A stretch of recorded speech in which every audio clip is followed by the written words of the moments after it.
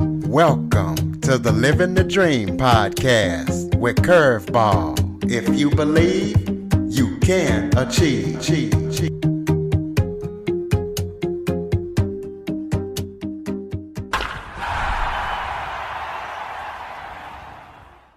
Welcome to the Living the Dream with Curveball podcast, a show where I interview guests that teach, motivate, and inspire.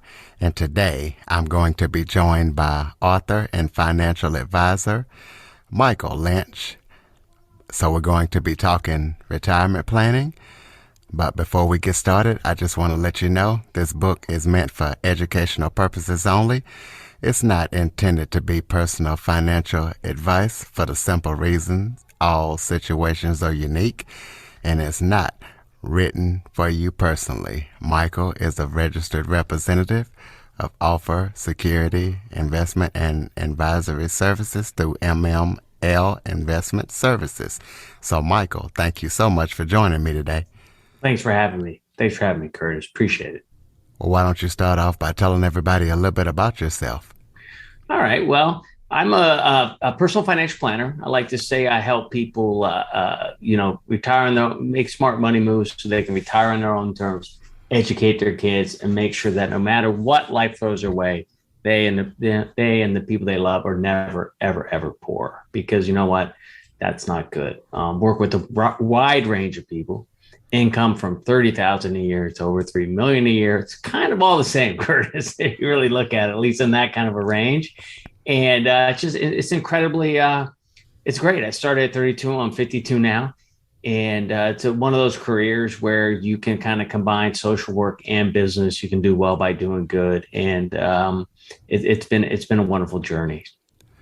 Well, what made you want to get into financial services? I always liked to do it myself. So number one, I was one of those kids who was always kind of working. I've liked to work. I was mowing the lawns, and I was fortunate to grow up in a family.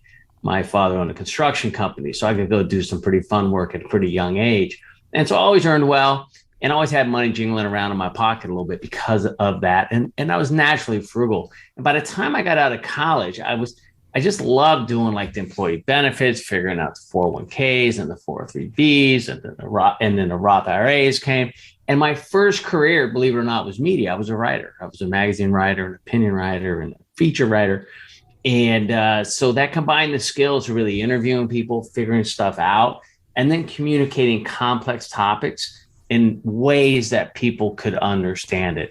Also, as you know, Curtis, when you're interviewing, your job is to get people to tell you stuff they might not want to tell you stuff in an interesting way, and then also having a lot of respect and stuff for how you use that information. And so what happened was I was in my early 30s, and I kind of had a successful writing career, but I was kind of been there and done that. And I was working at home, and it didn't like that, ironically. And I said, well, I'm going to get back out into this world here. And so I made a career switch. I said, I'm going to go into personal financial planning, not insurance sales, not investment management, financial planning. That's what attracted me to it, the puzzles of it.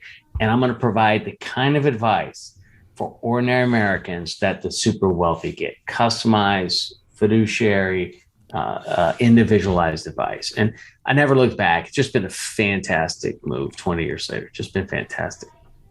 Well, you wrote the book to cure the American disease of principal myopia. Tell us what that is and why you feel your book is a cure for it. Yeah, so this book that it's out now is I talk about principal myopia as a problem. And the problem with principal myopia is people being narrowly focused on investments that can't lose value. Now, this is a strange time to be talking about this with the stock market down, 20 to 30%, depending on what you're in. Bonds, safe bonds off, 10% as I talk. And of course, some more aggressive stuff, either smaller stocks and or the stuff known as cryptocurrency, really being decimated. So the message that you don't want a stable principal right now is like, what? But the reality is that it's true. We live on income, not assets. And the other reality that we have right now that makes this message more to the point is inflation. So we do need some principal protection.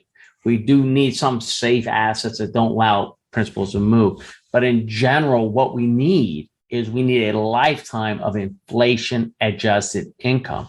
And we need to fund it. You know, a lot of people are going to retire, going to have a 30-year retirement in my world. And that's a long time. And over 30 years, if you look back 30 years, what you spent on a cup of coffee, Curtis, a bicycle, a car, a water heater, if your income's not going up, you're in trouble. Well, talk about the old formula for financial success in America. Tell us what that formula is and why you feel that it's broken. All right, well, that's good. So the formula goes back to the Great Depression, which is you get a good job and you keep it. You spend less than you earn.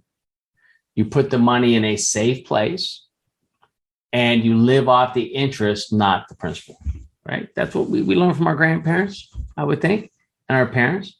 The issue with that formula is it worked very well in a world of high interest rates and low inflation. It might even appear to work well in an era of high interest rates and modest inflation, but it's absolute death in an era of high inflation and low interest rates. And I tell the story in the book. It starts off with focusing on this woman, Maria. She's really inspirational.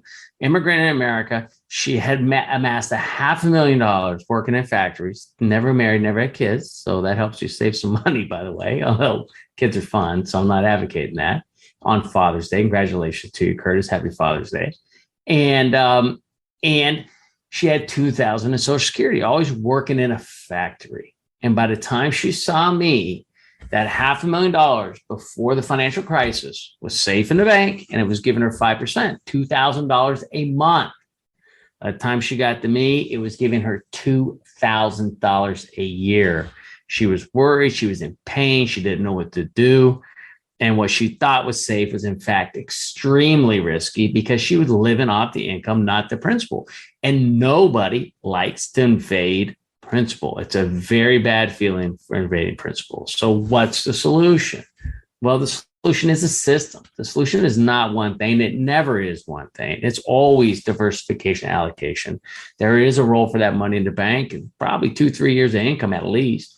But then some of that money needs to go into the ownership of companies. And now this is not a recommendation for a stock or a mutual fund or even a particular index.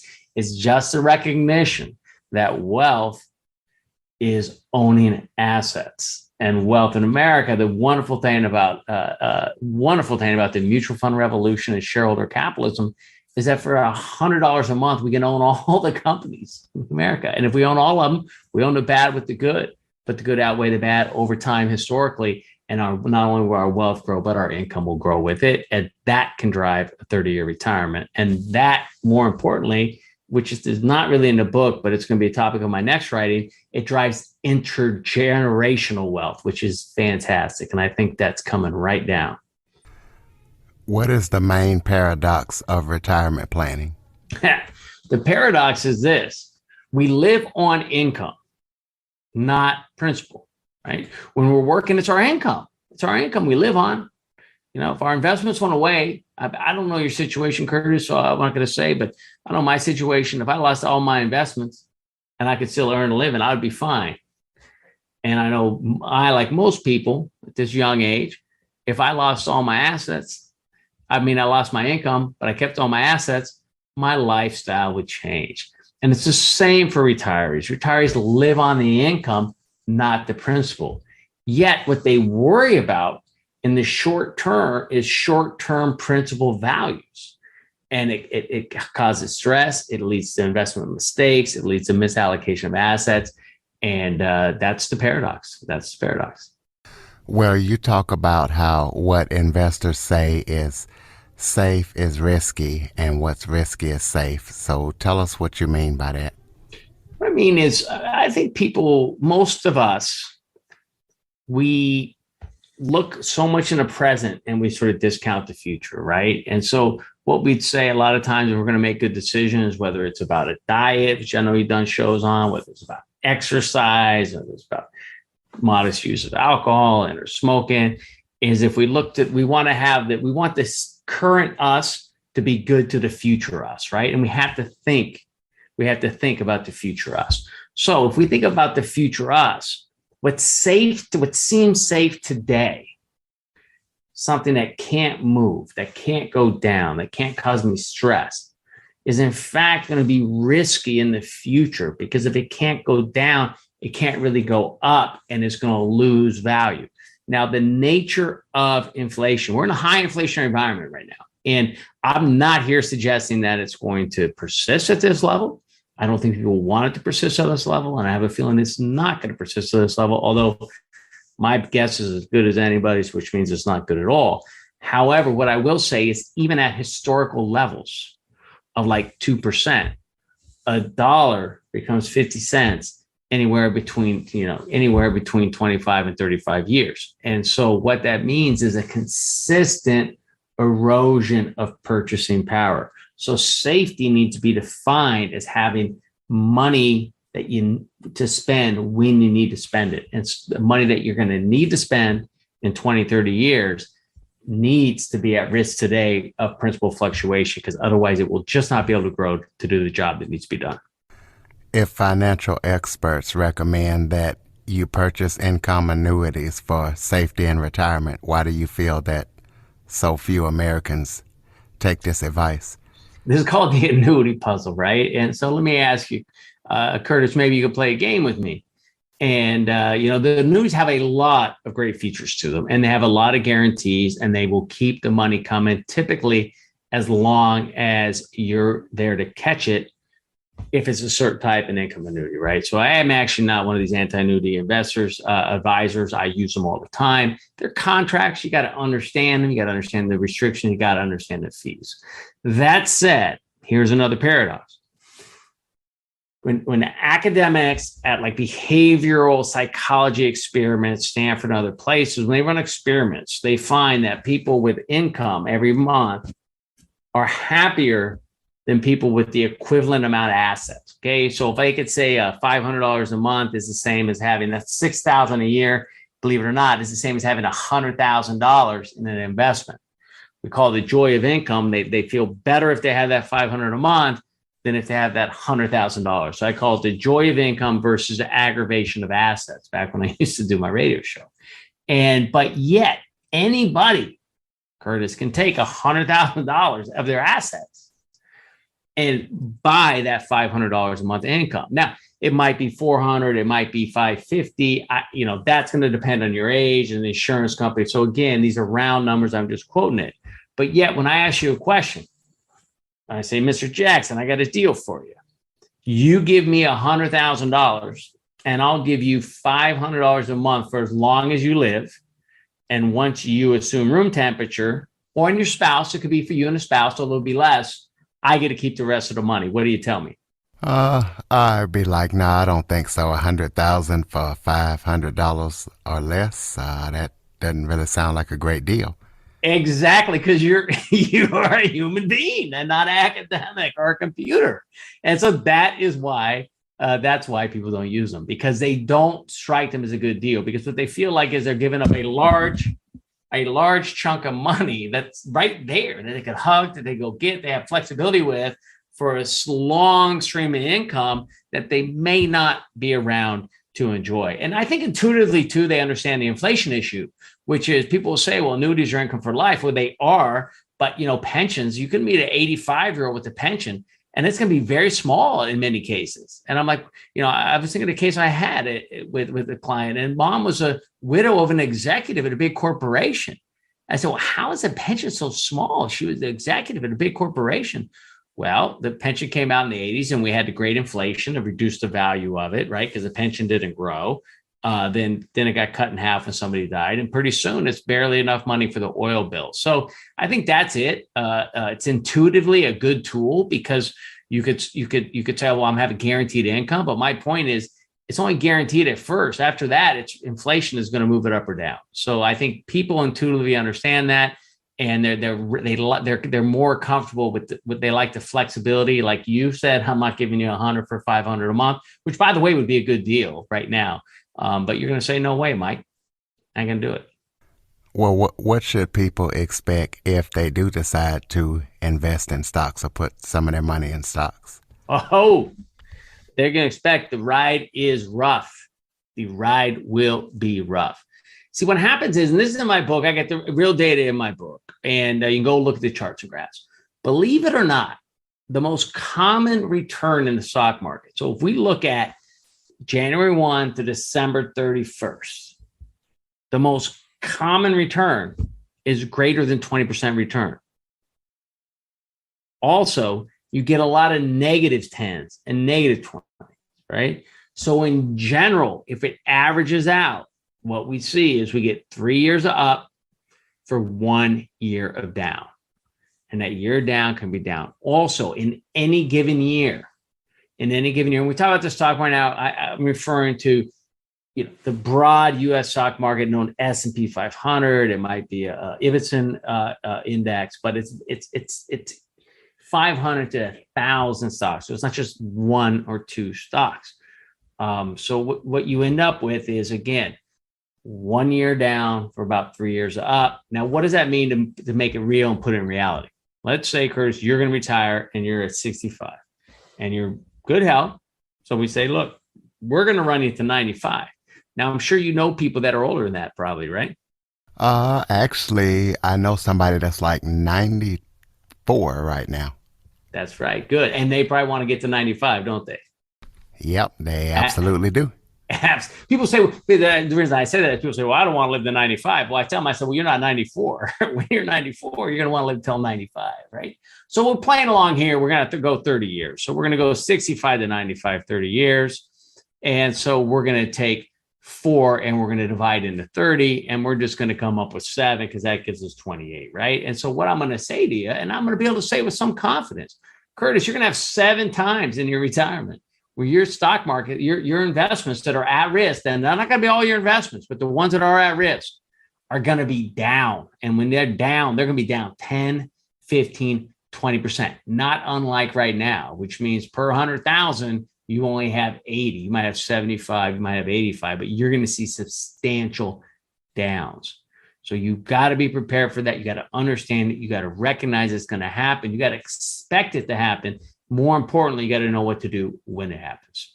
In your book, you write, the system is the solution. Explain to people what the system is and what it solves. Well, the first thing you got to do, you always have to figure out what's your target, right? If you aim at nothing, you're going to hit nothing. I know your podcast, you're very good at getting people to get motivated, think big picture. And one of the people I love is Stephen Covey. He's the late, great Stephen Covey. And he said, all great things are created twice, right? First in your mind, then in reality. So you got to have a plan, and you are working on a plan. It's either your plan or somebody else's. So in finances and life and retirement, I think you'll agree it should be your plan. So what do you need? Set a target there. And this is why you can't listen to other people, because some people need to spend $3,000 a month, some 2, some 5, some 25. And if you look at my book, I have all those examples in there. And one is not right and one is not wrong. And people are not necessarily happy or sadder because of it. It's just they want to fund your lifestyle. So you figure out what you need to fund. Then you figure out how much of that is going to be taken care of by income sources that are already coming in. The main one of income source that we have that's already be coming in is going to be Social Security. A lot of my clients still have corporate pensions. We say nobody has them, but that's not true. A lot of people have. So there may be a pension. And if we take the Social Security will increase with inflation, a pension won't, we say, okay, there's a gap. What's the gap? And that's where your investments come to play. So let's just use a simple example. Say we need $5,000 a month. We got $3,000 in Social Security. So we have a $2,000 gap, or $24,000 a year. With that, you're going to want to say, okay, I need $24,000. If I'm taking 4% off, I never do math in my head anymore. It's just too embarrassing. But I got to find my calculator on my phone. So give me a second here. We do 24,000 divided by 4, and we say, okay, we have 500,000 or 600,000 is at 4% is the amount of money we kind of need to generate that. Now you can go between 4 and 6, but let's just say we have the money. Well, we need 24,000 a year, round it up to 25. I want to put anywhere from 3 to 5 years, anywhere from 75,000 to 125,000, and then an asset that we expect to be fairly stable. This will typically be something on a range from a money market account to a bank CD to government, U.S. government bonds. Although you have to be careful with those, as we're learning now, because they will decline when interest rates go up temporarily. Then what you do is you invest the rest. And so in that example, if we took 100 and we made it safe, we got $500,000 that's invested. And it's from that $500,000 that we then take that $2,000 a month. It goes up, it goes down, it goes up more, but in times of severe decline, like we're experiencing right now, we shut the income off of that and we go over to our reserve, our stable money, the stuff that I just spent, the stuff that we're principal myopia, where the principal is not expected to be down. So that's a system, and it's not that complicated, and it can be done. It takes a little bit of analysis to just sort of pull all people's stuff together, but then kind of figure out if they're on track or not. Why is there an elite consensus that the American retirement system is in crisis? That's a good question. And, I really think there is. I do a lot of reading on it, and you hear that, Americans can't retire. And I think there's a few issues. First, I think that it's a messy system. It's not really a system, is it? It's like it's European systems, other government systems, they tend to be very top down. Everybody's in it. But our system is really a composite of Social Security. Some people have corporate pensions. Some people have other government pensions. You work on your own, you have IRAs or SEP IRAs. You might have 401ks. So the first thing I'll say, this is not a system that's easily studied or easily designed, and it's self-service. If you don't put in, you might not get out, right? Second, the statistics on average, I think, are pretty misleading, because you could say, okay, well, X amount of Americans have this small amount invested for retirement. But when you actually look at the people that do retire, number one, they have enough assets to finance. And number two, unless there's a health event, typically a health event or a death of a spouse after a health event, a surprising number of people pass away with more money than when they start with. And third, when the people that are worried about retirement in their 50s, you interview them, they're worried about it in their 50s. By the time they interview them again in their 70s, they're happier. They're happier than they thought. The retirement is going well. So I think there's just a lot of reasons for it, and it's just because it's not a neat and tidy system. But I think it's absolutely fantastic because it's based on freedom and allows people to really make their own decisions about current consumption or future consumption. The final thing I'll say on it, as somebody that has lived in diverse environments and diverse economic environments and works with diverse economic clientele, is that I think people that are academics, they're upper middle class, got pretty substantial income, their Social Security and other assets are small, or that their Social Security is small relative to overall needs. When we look at people that are lower earners, but they are paying in the system, Social Security is absolutely fantastic. It might replace 60% of income, and there's very low income tax at that level. Now, the issue of lower earning people not, having less assets, it might be a social problem. But when it comes to retirement, they can actually get it done very, very, very well. And I know that because I work with them, unlike a lot of financial advisors. In retirement, it's popular to say win by not losing, but your views are opposite of that. Explain your views and why you feel opposite. I like to say, don't lose by not winning, right? Don't lose by not winning. So what win by not losing is, let me go to that because that's going to be very attractive right now, and that's going to come back. Win by not losing means that you never put your money at risk of principal fluctuation, i.e. invest in publicly traded securities such as equity, stocks, and or bonds in any way, because otherwise it's going to go up or down. So you keep your money stable. I hesitate to say safe, but safety defined as stable in the bank. So we know how well that's done for us for the last 10 years. We've got banks that have like zero interest or are very close like that. But in the time right now, we feel great, right? Because our money's here, our investments would have been down, and therefore, holy smoke, we won. This is a good time. So we win by not losing money when the market goes down, okay? The reality is, I believe that unless you're going to follow that sort of ultra ultra conservative, put it in FDIC backed investments, it's impossible not to decline when the market declines. Even bonds right now, government bonds, bundles of them are negative year to date, and some are substantially negative. So even things that seem safe can be down. So my point is you need to win. You need to not lose by not winning. You need to be in that stock market when it goes up. You need to stay in 2020 when it dropped 30% because it ended up that year in double digits. 2021 was good, 2019. So when it's up more than it's down, and if you miss the ups, you're going to miss you miss almost all the return. So that's my point. I'm just kind of flipping a little cliche on its head.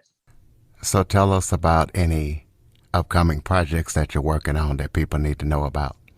There's a couple things. Thanks for asking, Curtis. That's a great question. One of the things, and it's not going to surprise you, a longer term project of mine that I'm trying to flush out right now is what I think is going to be a great middle class wealth transfer, massive middle class wealth transfer.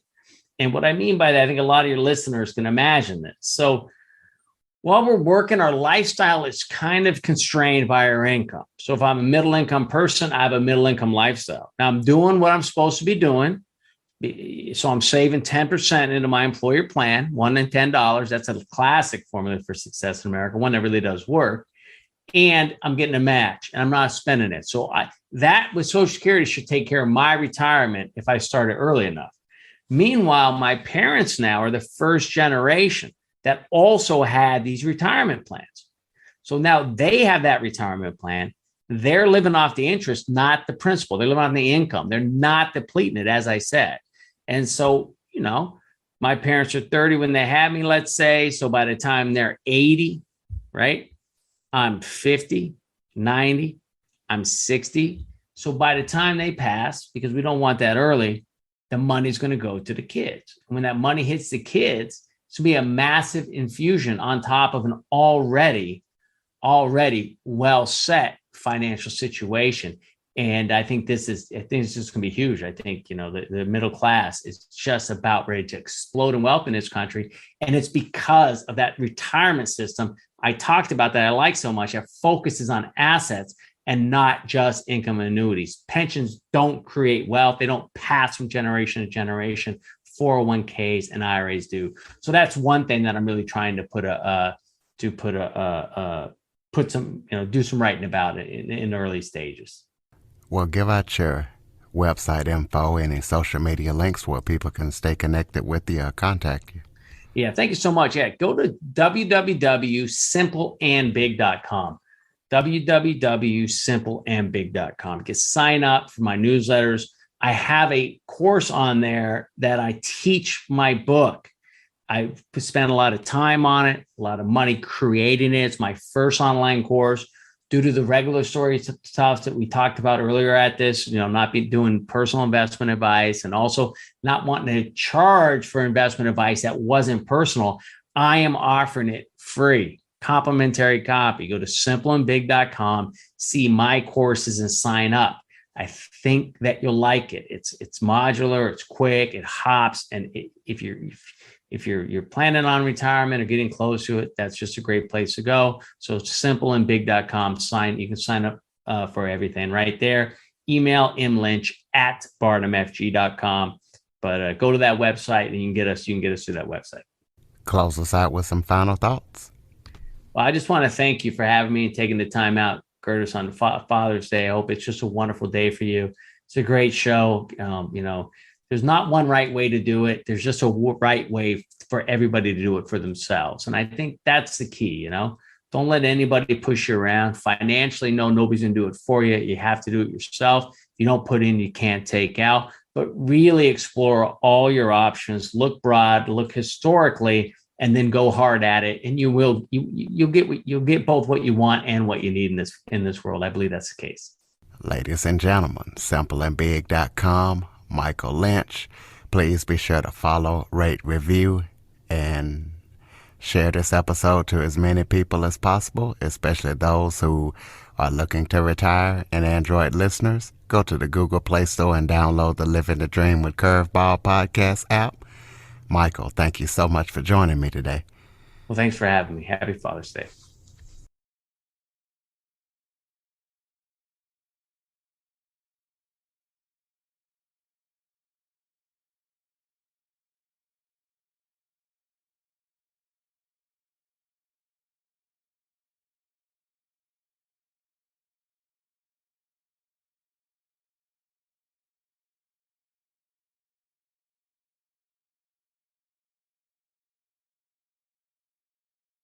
For more information on the Living the Dream podcast, visit www.djcurveball.com. Until next time, stay focused on living the dream.